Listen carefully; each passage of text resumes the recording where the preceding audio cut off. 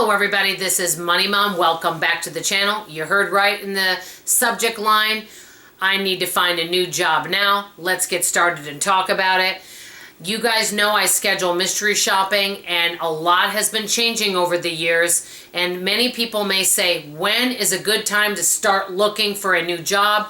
It's when you already have a job. Why? There's no such thing as job security. And I used to think that, hey, you know what? Every bit of money I made at a job, I made sure to use all of it. Well, I have learned over the years that's not so wise, because one never knows if you have a job, what's going to happen with it. I've had different experiences over my life. For example, in the late 80s, I worked at a private school and I taught toddlers at that time. And the lady that bought the school ended up closing it, not alerting any of us, not paying us for the last few weeks of work, and not alerting the parents. So no one knows what could happen. So it's always good to be thinking about your job. The reason I said that, you guys know I do different types of things to make income. One of them is project management. I schedule mystery shopping. I enjoy it a lot. I love the mystery shoppers, but the industry has changed a lot over the years, and I don't know.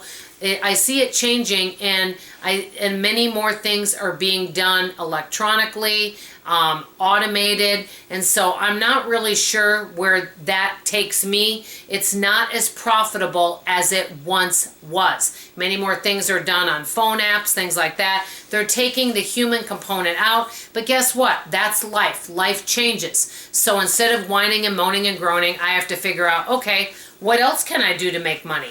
What other skills can I develop, or what skills I have now, how can I utilize them to make money?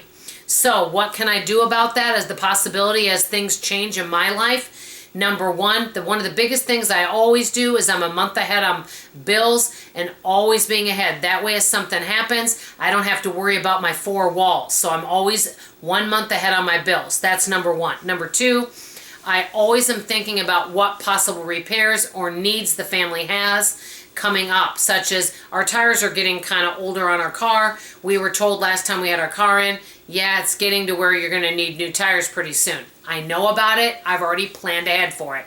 So planning ahead for things instead of last minute where it all comes, hitting you at once. And that can really be scary, especially if you're kind of a little bit insecure about what's happening with your job. Number three, you guys know I'm a big advocate on saving money. I used to think having 1 month or 3 months of your bills and savings is enough. For some people, it may be enough. It depends. Each person may be different. For me, considering what's happened in 2020 and what's happening with the industry that I'm working in, for me, I need to have at least 1 year of bills in my savings, which I feel a lot more secure about having.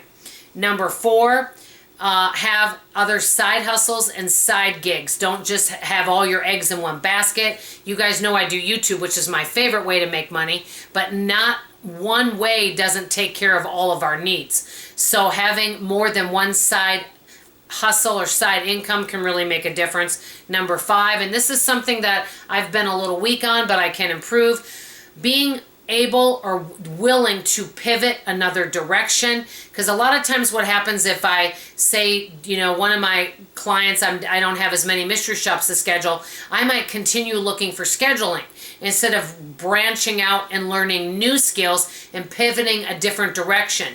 You've heard about folks that may have done the same line of work their entire life. Well, you can't always count on the industry staying the same. So that's where we need to learn to pivot and be willing to learn new skills so that we can go into another line of work. Number six, network with other people. Ask other people, hey, do you know anybody that's hiring in these areas? So networking with other people and having a resume ready to go if you need a resume, that is. Having a fresh resume ready at all times. And last but not least, number seven, and I've shown this before many times or spoken about it, having more than one budget. So let's say you get laid off or you don't have as much money coming in from one of your jobs. And so you're living on a bare bones budget and you have to cut it back even more. Be willing to have that budget ready to go until you can start making more money.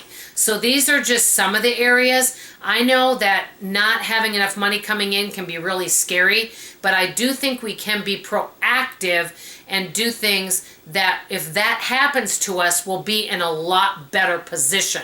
Let me know what you guys think. Have any of you lost your job? And if so, how did you handle the situation? Maybe you could share some tips and tricks with the rest of us. That's all I have to say for now. I love you, I appreciate you, and like always, I'll see you on the next video. Bye-bye.